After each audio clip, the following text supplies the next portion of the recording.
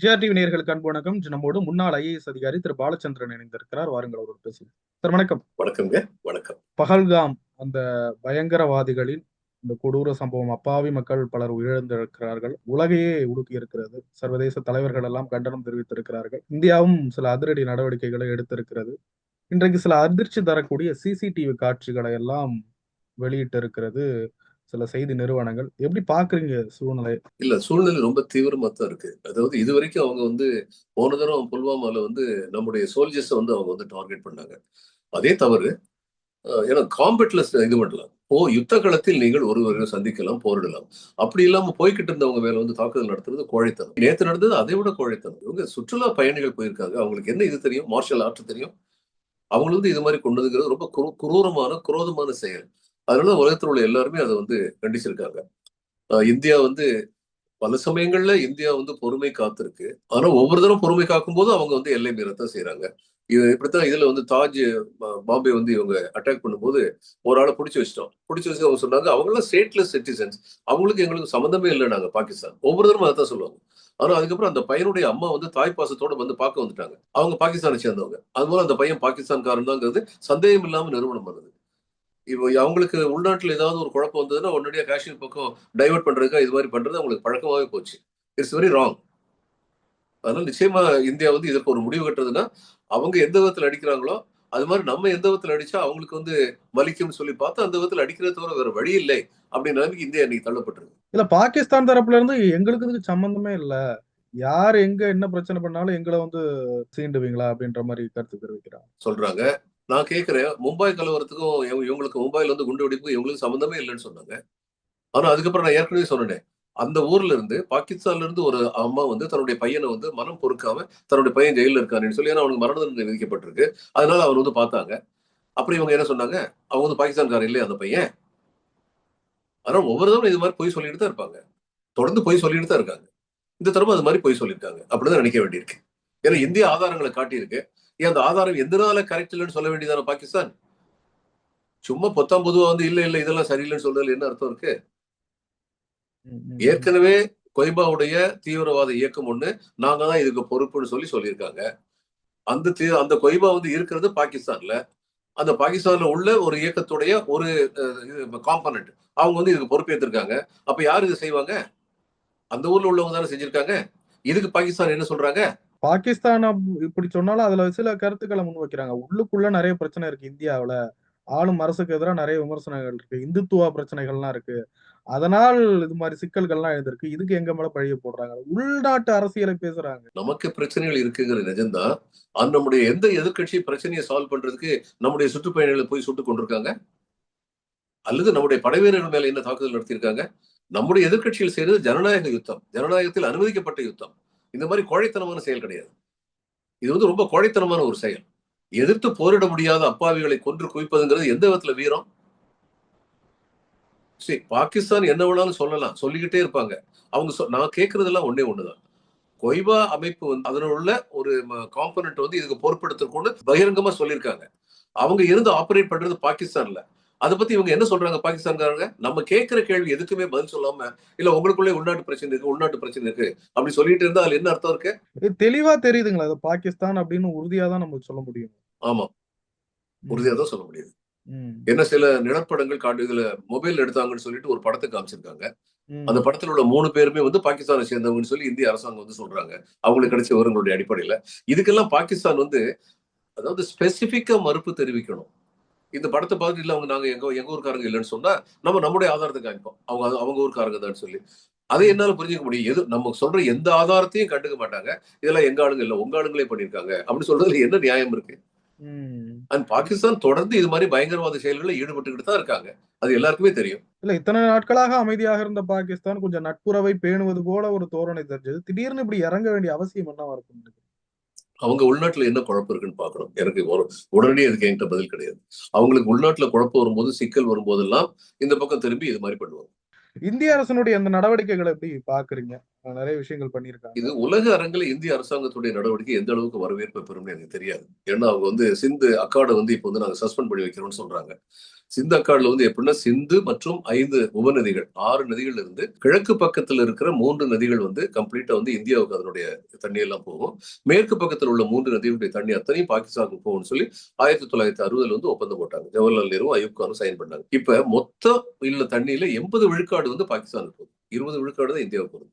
ஆனா பாகிஸ்தானுக்கு போற தண்ணியில ஹைட்ரோ பவர்லாம் நம்ம கட்டிக்கலாம்னு சொல்லி நம்ம அனுமதி வாங்கியிருப்போம். அதுவும் நடந்திருக்கு. இப்ப ஏன் அவ்வளவு தூரத்துக்கு போகுதுன்னா, முதல்ல வந்து சுதந்திரம் அடைஞ்ச போது ஜவஹர்லால் இருந்து எல்லாருடைய மனப்பான்மை எப்படி இருந்ததுன்னா, என்ன அழிச்சாட்டியம் பண்ணாலும் ஏன் தம்பி தானே, அவன் வந்து ஒரே அடியா நான் வந்து ஒதுக்கி வைக்க முடியாது, அவன் அன்புனாலதான் அரவணைச்சு தான் கொண்டு போக முடியுங்கிறது ஒரு காரணம். அடுத்து வந்து நமக்கு வந்து கோதாவரி இருக்கு, நர்மதா இருக்கு, காவேரி இருக்கு, தாமிரபரணி இருக்கு, ஒவ்வொரு மாநிலத்திலும் நமக்கு நதிகள் இருக்கு. அவங்களுக்கு வந்து அப்படிப்பட்ட வசதிகள் இல்லை. இது வந்து அவங்களுடைய ஜீவாதாரம். இது இல்லைன்னா, உதாரணமா இந்த நதியை வந்து நிறுத்தி வச்சோம்னா அவங்களுக்கு வந்து குடிநீர் தண்ணி கிடைக்காது அந்த ஊர்கள்ல. அந்த அளவுக்கு தான் அவங்களை வந்து அது பாதிக்கும். இதுவரைக்கும் அவங்க என்ன ப்ரொவோக் பண்ணாலும் நம்ம இந்த மாதிரி ஒரு ஸ்டெப் எடுக்காம இருந்தது காரணம் என்னன்னா, உலக அரங்குல வந்து நம்மளை வந்து கண்டிக்கத்தான் செய்வாங்க. நீங்க என்ன அவங்க ஏதோ தப்பு பண்ணாங்கன்னா, சில பேர் பண்ண தப்புக்கு இத்தனை ஜனங்களை, பல்லாயிரக்கணக்கான சில லட்சக்கணக்கான ஜனங்களை வந்து தண்ணி இல்லாம வாட்டுவீங்களா அப்படிங்கிற கேள்வி வரும். அதனால இதுவரைக்கும் வந்து இந்தியா வந்து அமைதி காத்தது. அதையும் தவிர இந்த அக்கார்டு வந்து ரிவ்யூ பண்ணணும்னு சொல்லி இந்தியா பல நாட்களாக சொல்லி, ஏன்னா ஜம்மு அண்ட் காஷ்மீர் வந்து திரும்ப திரும்ப சொல்றாங்க, எங்க ஸ்டேட் வழியா போற இந்த நதியில இருந்து எங்களுக்கு ஒரு பிரயோஜனமும் இல்லை, அத்தனையும் அப்படியே பாகிஸ்தானுக்கு போறது. எங்களுக்கு வந்து இன்னும் வந்து அதிகமா பலனோடும், நாங்களும் வந்து இரிகேட்டட் லேண்ட், இது விவசாய நிலங்களை வந்து மாற்றிக்கொண்டே இருக்கிறோம் அப்படின்னு சொல்லி சொல்றாங்க. அதனால வந்து இது ரிவ்யூ நம்ம கேட்டுக்கிட்டே தான் இருக்கோம் ஏற்கனவே. அது ஒரு பக்கம் இருக்கட்டும். இன்னைக்கு இப்படிப்பட்ட ஒரு கடினமான நடவடிக்கை எடுக்க வேண்டிய கட்டாயத்திற்கு இந்தியா தள்ளப்பட்டிருக்கிறது. இப்படி சொல்றோம்.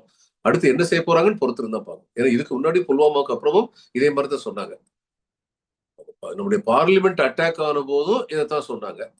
ஆனா இதுவரைக்கும் இந்தியா வந்து நடவடிக்கை வந்து ரொம்ப சீரியஸா நடவடிக்கை எடுக்கல. ஏன்னா அதுக்கு சில காரணங்கள் உண்டு. நமக்கு வந்து இந்தியாவுக்கும் பாகிஸ்தானுக்கும் இடையில யுத்தம்னு சொல்லி ஒண்ணு வந்ததுன்னா, நம்ம வந்து 12 அல்லது 15 நாளைக்குள்ள யுத்தத்தை முடிச்சிட்டோம்னா சரி, நம்ம எக்கானமி பாதிக்கிறது. அதுக்கு மேல யுத்தம் நீடிச்சதுன்னா, அவங்களுக்கு 2 நாள் யுத்தம் நடந்தாலே அவங்க எக்கானமி சொல்றதுக்கு ஒண்ணும் இல்லை. அங்க வந்து அந்த நிலைமையில் இருக்காங்க. அவங்க எக்கானமி படு பாதாளத்துக்கு போயிடும். ஆனா அதே சமயம் நம்ம பாதிக்கப்பட்டு விடக்கூடாது. அப்ப 12 15 ஐ டோன்ட் எக்ஸாக்ட்லி ரொம்ப அது வரைக்கும் தான் நம்முடைய பொருளாதாரம் பாதிக்கப்படாமல் ஒரு யுத்தத்தை நடத்த முடியும். அப்ப இதெல்லாம் மனசுல வச்சு அதுக்கப்புறம் தான் இவங்க வந்து நடவடிக்கையில் வந்து இறங்குவாங்க. யுத்தம்ங்கிறது கடைசி ஸ்டெப்பா தான் இருக்கும்.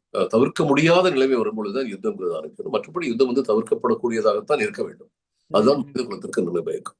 ஆனா இப்போ இருக்கிற அந்த நிலைமைகள் போர் சூழலுக்கான அந்த பதற்றத்தை ஏற்படுத்தி இருக்கிறதுன்னு நினைக்கிறீங்களா? ஆமா, பதட்டத்தை ஏற்படுத்தி இருக்கு. ஆனா இவங்க என்ன செய்யறாங்கன்னு பார்ப்போம். பிஜேபி என்ன செய்யறாங்கன்னு பார்ப்போம். பிஜேபியுடைய ஒரு மிகப்பெரிய தவறு நான் என்ன பாக்குறேன்னா, காஷ்மீர் இஸ் வெரி சேஃப், சுற்றுலா பயணிகள்லாம் வாங்க, சினிமா ஷூட் பண்றதுக்குலாம் வாங்க அப்படின்னு இவங்க மாறி மாறி சொன்னாங்க. அப்ப இவங்க சொன்ன வார்த்தை அங்க உண்மையா நடக்கலையே. காஷ்மீர் இஸ் நாட் சேஃப்னு சொல்லி ஆயிருச்சு. அடுத்து இதுல வந்து என்ன பண்ணிருக்கலாம்னு கேட்டா, பகல்காம் வந்து உங்களுக்கு வந்து அமர்நாத் யாத்திரைக்கு ஒரு முக்கியமான கேந்திரம் அந்த இடம் வந்து.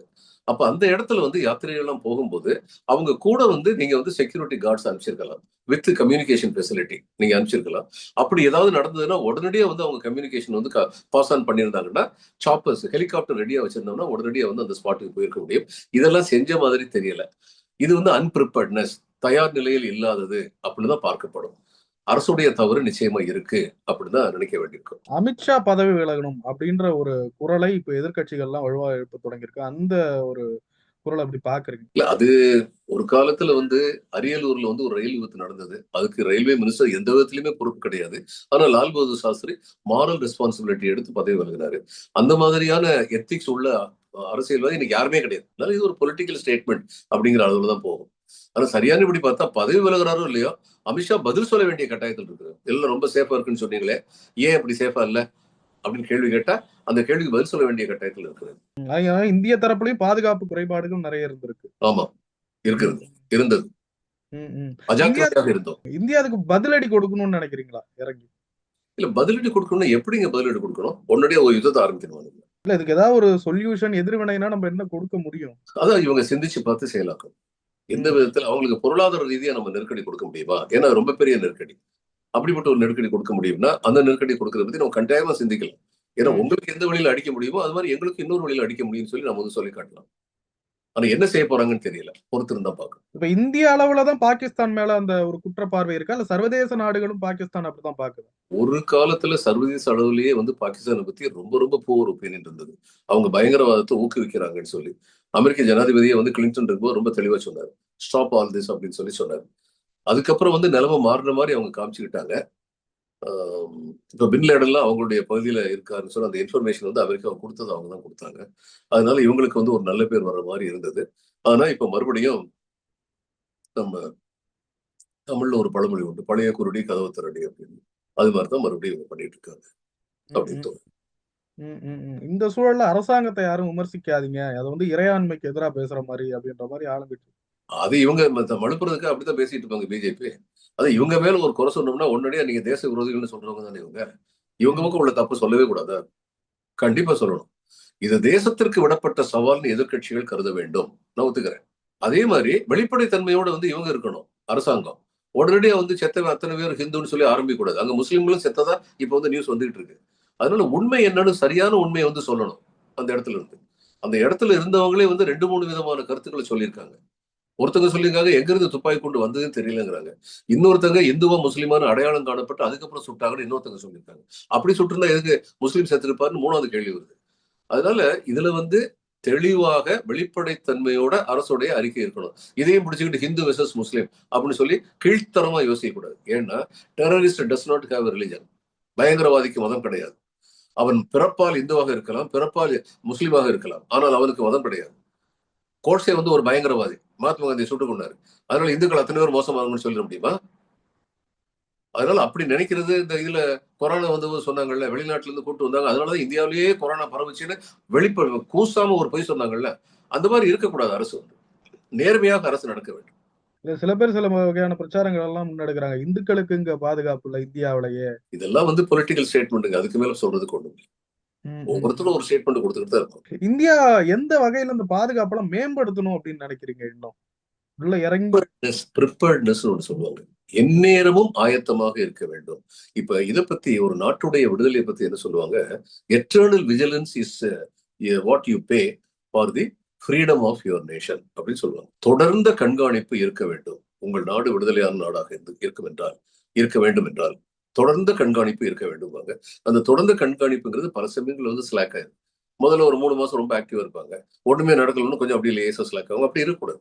அதுவும் நம்ம வந்து இஸ்ரேல் மாதிரி நாடுகள்ட்ட இருந்து நம்ம பாடம் படிச்சுக்கணும். ஜப்பான் மாதிரி நாடுகள்ட்ட இருந்து பாடம் படிச்சுக்கணும். ஜப்பான் நாட்டுல வந்து ஒரு பெரிய பூகம்பம் வந்து அதனால பல அழிவுகள் ஏற்பட்டன. அந்த பல அழிவுகள் ஏற்பட்டு மக்கள் பசியோடு நின்றாங்க. ஆனா அந்நேரமும் அந்த மக்கள் வந்து கியூல தான் நின்றாங்க, முண்டி அடிச்சுக்கிட்டு போல. அந்த டிசிப்ளின் வந்து நமக்கு வந்து நேஷனல் கேரக்டர் ஆகணும். That's important. ம். இந்த நேரத்துல எதிர்க்கட்சிகள் அரசியல் செய்வதை குறைச்சுக்கணும்னு நினைக்கிறீங்களா? ஏன்னா ஆளுங்கட்சி விமர்சிக்கிறாங்க, இந்தியாவை ஒற்றுமைப்பட்டு இருக்கணும், இந்த நேரத்துல உள்நாட்டு பாலிடிக்ஸ பேசாதீங்க அப்படின்ற மாதிரி ஒரு குரல். இல்லங்க, இதெல்லாம் வந்து பிஜேபி வந்து சமாளிக்கிறது, தைரியம் அந்த இடத்த விட்டு நழுவி போறது பேசுற பேச்சு. அவங்க பக்கம் தப்பு இருக்குன்னா எதிர்க்கட்சிகள் சொல்லத்தானே செய்யும். இப்ப எதிர்க்கட்சி வந்து சொன்னாங்களா பாகிஸ்தான் மேல எந்த நடவடிக்கை எடுக்காதுன்னு சொன்னாங்களா? அவங்க சொல்றதுல என்ன, நீங்க இது இருக்க வேண்டிய ஜாக்கிரதையோட நீங்க இருக்கலன்னு சொன்னாங்கன்னா அது உண்மைதானே. அது சொல்லக்கூடாது இவங்க சொன்னாங்கன்னா என்ன அர்த்தம் இருக்கு? இந்த நேரத்துல எதை பத்தியும் பேசாத, தேச பாதுகாப்பு தான் முக்கியம் அப்படின்னா இறையாண்மைக்கு எதிரானதுன்ற அளவுக்கு போறாங்க. No comments. சார், ஆளுநர் அவர்கள் துணைவேந்தர் மாநாட்டை கூட்டியே தீர்வேன் அப்படின்னு விடாப்பிடியாக இருக்கிறார். எல்லா ஏற்பாடும் தீவிரமா நடந்துகிட்டு இருக்கு. ஒரு அறிக்கை வேற விடுறாரு. இது வந்து இப்போ பிளான் பண்ணது இல்ல, பல மாதங்களாக பிளான் பண்ணி இப்ப நடக்க போறது. இதுல ஏன் இப்ப அரசியல் செய்றீங்க அப்படின்னு கேக்குறாங்க. எப்படி பாக்குறீங்க? நான் முதல்ல தமிழக அரசை தான் குறை சொல்றேன். அவங்க வந்து பில் கொண்டு வரும்போது இவர் வேந்தர் பதவியிலிருந்து தூக்கி இருக்கலாமே.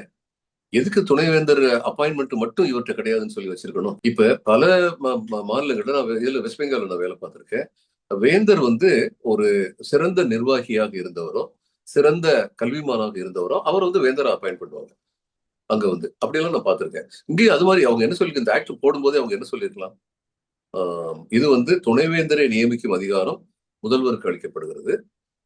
வேந்தராக நிர்வாகம், கல்வி முதலிய துறைகளில் சிறந்தவராக இருந்தவர்களுக்கு வேந்தராகும் வாய்ப்பு அளிக்கப்படும். இப்ப கவர்னர் வந்து வேந்தரா இருந்தாருன்னா கவர்னர் டென்யூர் 5 வருஷம் தானே.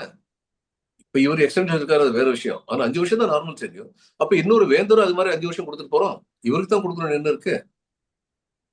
அதை அவங்க அன்னைக்கே பண்ணியிருந்தாங்கன்னா இன்னைக்கு இவர் இது மாதிரி பண்ணிட்டு இருக்க மாட்டாரு. இப்ப இல்ல இன்னொன்னு, இவர் அழைப்புதல் அனுப்பலாமான்னு கேட்டா, உண்மை என்னன்னா இந்த நாட்டுல எதை பத்தியும் யாருக்கு வேணாலும் யார் வேணாலும் அழைப்புதல் கொடுக்கலாம். இவர் வந்து ஆளுநருங்கிற முறையில் அழைப்பு விடுக்க முடியாது. அது வந்து சுப்ரீம் கோர்ட் தெளிவா சொல்லிருச்சு. ஆளுநர்கள் உங்க அதிகார வரம்பு உங்களுக்கு தெரியணும்னு. இன்னைக்கு இவர் வந்து வேந்தர்ங்கிற முறையில் அழைப்பு கொடுக்குறாரா? ஆனா வேந்தர்னா இவர் வந்து தமிழ்நாடு ஸ்டேட் யூனிவர்சிட்டிஸ்க்கு மட்டும்தானே வேந்தர். சென்ட்ரல் யூனிவர்சிட்டிஸுக்கும் பிரைவேட் யூனிவர்சிட்டிக்கும் ஒரு வேந்தர் இல்லையே. அப்ப அவங்களுக்கு வந்து வேந்தர்னு சொல்லி இன்விடேஷன் அனுப்புறாரா? அது கொஞ்சம் தெளிவு இல்லாம கொஞ்சம் குழப்பமா இருக்கு. ஆனா நான் கேட்கிறேன், ஒரு உதாரணம் இன்னொரு இடத்துல நான் சொல்லியிருக்கேன். நான் டெல்லி தமிழ் சங்கத்துல தலைவரா இருந்தேன். எனக்கு வந்து தமிழ் எழுத்து சீர்திருத்தம் இதெல்லாம் வந்து தேவைன்னு ரொம்ப ஆர்வம் உண்டு. தொல்காப்பியத்துல வந்து மற்ற இதுல இருந்து மொழியில இருந்து வரும் பொழுது அது ஒரு ரூல் இருக்கு. தொல்காப்பியம் அந்த காலத்திலேயே அந்த இது வந்து ரூல் சொல்லியிருக்காங்க. என்ன சொல்லியிருக்காங்கன்னா, அந்த பெயர்கள் சிதையலாம், ஆனால் நம் மொழியின் இலக்கணம் சிதையக்கூடாது. இது ரொம்ப முக்கியம். அதனாலதான் லக்ஷ்மணன் அப்படி சொல்லி வால்மீகி ராமாயணத்துல இருந்ததை கம்பன் வந்து இலக்குவன் அப்படி எழுதினார். ஹனுமான் அப்படின்றத அனுமன் அப்படி எழுதினார். சீதா அப்படின்றது சீதை அப்படி எழுதினார். ராமன் இருந்ததை இராமன். நம்முடைய இலக்கணப்படி அந்த பெயர்கள் மாற்றப்பட்டன. இங்க வரும்போது இந்த இதுல வந்து இன்னும் குழப்பம் இருக்கு. அது ஒரு தீர்மானமான ஒரு முடிவு அரசு எடுக்கணும். அரசு எடுக்காம இருக்காங்க அப்படிங்கிறது என்னுடைய அபிப்பிராயம். இப்ப நான் வந்து இதுக்கு ஒரு மாநாடு போடுறேன்னு வைங்க. உனக்கு இதுக்கு என்ன தகுதி இருக்குன்னு கேட்டாங்கன்னா, ஐயா நான் இதை பத்தி டிஸ்கஸ் பண்ணணும்னு நினைக்கிறேன், வர்றவங்க வாங்க, அவ்வளவுதான். நான் யார் வேணாலும் கூப்பிடுவேன், வர்றவங்க வாங்க. அதே மாதிரி தனிப்பட்ட முறையில் திரு ஆனந்த் ரவி நான் யார வேணாலும் மீட்டிங் கூப்பிடலாம். அதை வந்து நம்ம வந்து சட்ட ரீதியாக தவறுன்னு சொல்லி சொல்ல முடியாது. அவருக்குன்னு ஒரு பார்வை இருக்கு யூனிவர்சிட்டிஸை பத்தி, அந்த பார்வையை பத்தி பேசுறது கூப்பிடலாம். ஆனால் நேஷனல் எஜுகேஷன் பாலிசியை இப்ப அவர் சொல்லல. தேசிய கல்வி கட்டமைப்புன்னு சொல்லி புதுசா வந்து கொஞ்சம் சேஞ்ச் பண்ணியிருக்காரு. இவர் நேஷனல் எஜுகேஷன் பாலிசியை பத்தி அங்க பேச முடியாது. நம்பர் 1. நம்பர் 2, இவர் என்ன பேசினாலும் it is not binding on Tamil Nadu universities vice chancellor. இவர் சொல்றது எதுவுமே அவங்களை கட்டுப்படுத்தாது. இவர் என்ன சொன்னாலும் மினிட்ஸ் வந்து அவங்க தமிழ்நாடு கவர்மெண்ட்டுக்கு அனுப்புவாங்க. அப்புறம் தமிழ்நாடு கவர்மெண்ட் சொல்லுவாங்க, சரி அவர் பேசிட்டாரு, கேட்டு வந்தீங்க, சரி வீட்டுக்கு போங்கன்னு சொல்லுவாங்க. அவ்வளவுதான். தமிழ்நாடு முதலமைச்சர் அவரை வேந்தர் அப்படின்னு சொல்லிக்கிறாங்க தமிழ்நாடு அரசு தரப்புல இருந்து. இன்னமும் அதுல தெளிவு இல்லைன்னு நினைக்கிறீங்களா? இல்லங்க, வேந்தர் இல்லை, அது தெளிவுபடுத்தப்பட்டது. அதாவது வேந்தரிடமிருந்து துணைவேந்தரை நியமிக்கும் அதிகாரம் மட்டும்தான் எடுக்கப்பட்டு விட்டது. ஓகே. அப்படியே வந்து அவங்க 10 யூனிவர்சிட்டியில வந்து சொன்னாங்க. அதுல மெட்ராஸ் யூனிவர்சிட்டி அந்நேரம் இல்ல. அதனால மெட்ராஸ் யூனிவர்சிட்டியில அதுவும் அந்த இசை கல்லூரி ஏதோ ஒண்ணு வச்சிருக்காங்களே, அந்த 2 அந்நேரம் சேர்க்கல. அந்த 2 இவர் வந்து he continues to be chancellor with full powers. அது தனியா இன்னொரு ஆக்ட் அவங்க கொண்டு வரணும். ஆனா இந்த ஆக்டே வந்து கொஞ்சம் அவ்வளவு தீவிரமா இவருடைய குணத்தை புரிஞ்சுக்கிட்டவங்க இவர் வேந்தர் பதவியிலிருந்தும் நீக்கி இருக்கணும். ஏன்னா வேந்தர் பதவிங்கிறது கான்ஸ்டிடியூஷன் கொடுத்த அதிகாரம் இல்ல. இது பல பேருக்கு தெரியறது இல்ல. கவர்னர்னாலே அவர் வேந்தர்னு கிடையாது. ஒவ்வொரு யூனிவர்சிட்டி வரும் பொழுதும் அதுக்குன்னு ஒரு ஆக்ட் வந்து ஸ்டேட் கவர்மெண்ட், ஸ்டேட் அசம்பிளி வந்து பாஸ் பண்ணுது. அந்த ஒவ்வொரு ஆக்ட்லயும் இதுக்கு சான்சலரா வந்து நம்முடைய தமிழக ஆளுநர் இருப்பார் சொல்லப்பட்டிருக்கு. இந்த அதிகாரம் தமிழக ஆளுநர் வேந்தராக இருப்பார் என்ற அதிகாரம் தமிழக சட்டமன்றத்தினால் தரப்பட்டது. கான்ஸ்டிடியூஷன் கொடுக்கல. சட்டமன்றம் கொடுத்தது சட்டமன்றம் திருப்பி எடுத்துக்கலாம். அதனால இவங்க வேந்தர்கள் எடுத்துக்கணும். அப்ப அது இன்னும் எடுக்கப்படலைன்னா நிறைய ஊடகங்கள் மு.க. ஸ்டாலின் அவர்கள் வேந்தராக நியமிக்கப்பட்டு விட்டார், அதற்கு உச்ச நீதிமன்றம் ஒப்புதல் கொடுத்து இப்படிதான் நியூஸ் வந்து கொஞ்சம் குழப்பத்துல அந்த நியூஸ் போட்டிருக்காங்கன்னு நான் நினைக்கிறேன். ம். ஏன்னா இந்த மசோதாவே வந்து இவர் வேந்தரா வந்து முதலமைச்சர் இருப்பார்னு சொல்லல. இப்ப டெல்லியில இருந்து துணை குடியரசுத் தலைவர் அவர்கள் கடுமையா விமர்சிக்கிறாங்க. உச்சபட்ச அதிகாரம் நாடாளுமன்றத்துக்கு தான் இருக்கு, அதை தாண்டி எதுக்குமே இல்ல அப்படின்ற மாதிரி. அதெல்லாம் இவர் ஒரு லாயரா இருந்தவர் சட்டம் தெரியாம பேச முடியாது, வேணும்னே பேசுறாருன்னு நினைக்கிறேன். ஏன்னா பாராளுமன்றம், நீதிமன்றம், நிர்வாகம் இதெல்லாம் 3 தனித்தனியா இருக்கு. அதான் நம்முடைய அரசுடைய டெமோக்ரஸியுடைய பேசிக் ஸ்ட்ரென்த். ஒண்ணு மேல இன்னொன்று தலையிட முடியாது அப்படிங்கிறது. ஆனால் எந்த ஒரு சட்டமாக இருந்தாலும் அது இந்திய அரசியலமைப்பு சட்டத்திற்கு உட்பட்டதாக இருக்கிறதா இல்லையா அப்படிங்கிறத முடிவு செய்யற அதிகாரம் வந்து நீதிமன்றங்களுக்கு தான் இருக்கு. நம்பர் 1. அடுத்து தேவைப்பட்டால் தவிர்க்க முடியாத சந்தர்ப்பங்களில் நீதிமன்றம் அந்த ரெசிடுவல் அத்தாரிட்டின்னு சொல்லுவாங்க, செக்ஷன் 142 இருக்குல்ல, அதை பயன்படுத்தி முடிவுகள் எடுக்கலாம் யாரு மேலையும். அதனால உச்ச நீதிமன்றம் எடுத்த முடிவு சரியா. இவர் சொல்றாரு பார்லிமெண்ட் தான் சுப்ரீம், பார்லிமெண்ட் தான் சுப்ரீம். இப்ப நான் கேட்கிறேன், இந்த கவர்னர் பண்ணதெல்லாம் சரின்னு சொல்லி இவர் சொல்றாரு, அதை பத்தி பேசட்டுமே. அப்ப இது மாதிரி ஒரு சிச்சுவேஷன்ல நீங்களும் சும்மா இருப்பீங்க, சென்ட்ரல் கவர்மெண்ட் உட்காந்து வேடிக்கை வைப்பீங்க அல்லது தூண்டி விடுவீங்க. அப்ப இதுல வந்து ஒரு மாநிலத்துடைய நிர்வாகமே, கல்வி நிர்வாகமே பாதிக்கப்படும். அந்நேரம் என்ன செய்ய முடியும்? உச்ச நீதிமன்றம் தான் போக முடியும். உச்ச நீதிமன்றம் வந்து முதல்ல வந்து இந்த மாதிரி தீர்ப்பு கொடுத்தாங்களா, 2 பேரும் சேர்ந்து பேசி முடிவுக்குவாங்கன்னு சொல்லி பார்த்தாங்க. எவ்வளவு தூரத்துக்கு அவங்க சொல்லி பார்த்தாங்க. ஆனா இவர் வந்து ஆளுநர் வந்து விடாப்படியா, இப்ப ஆளுநருடைய பிஹேவியர் வந்து நடத்தை வந்து சொல்றதுக்கு வந்து கொஞ்சம் வருத்தமா இருக்கு. ஏன்னா ஒரு ஆளுநரை பத்தி இப்படி பேசணும்னு ரொம்ப அழிச்சாட்டியம் பண்ற மாதிரி தான் இருக்கு. ஏன்னா இவர் வந்து அந்த சட்டத்தை எல்லாம் அப்ரூவல் கொடுக்காம வச்சிருக்கும் போது 2 விதமான கருத்து சொல்லியிருக்காரு. ஒண்ணு என்ன சொல்லியிருக்காரு, அரசியல் சட்டத்துல எங்க இருக்கு, இத்தனை நாளைக்குள்ள நான் முடிவெடுக்கணும் எங்க இருக்கு அப்படின்னு ஒரு தடவை சொல்லியிருக்காரு ஒரு மீட்டிங்ல. இன்னொரு மீட்டிங்ல சொல்லியிருக்காரு, இத்தனை நாள் நான் வச்சிருந்தேன் அது ரிஜெக்டட் தான் அர்த்தம். இது என்ன ஏதோ ஒரு சின்ன பிள்ளை பேசுற மாதிரி இருக்கு. அப்ப இந்த மாதிரி பிஹேவ் பண்றவங்களை வச்சுக்கிட்டு நம்ம என்ன செய்ய முடியும்? உச்ச நீதிமன்றம் 142 தான் இன்வோக் பண்ணணும். நிறைய விஷயங்களை பகிர்ந்து கொண்டீங்க. ரொம்ப நன்றி சார். வணக்கம்.